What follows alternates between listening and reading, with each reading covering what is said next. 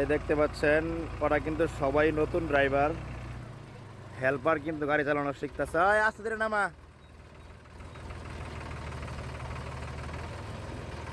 বৃষ্টি কিন্তু আছে, জায়গা কিন্তু পিছলা, সমস্যা নাই, চাকাত ভিড় আছে।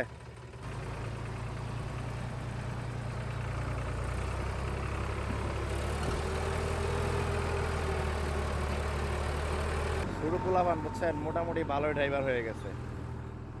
খারো আইতাছি।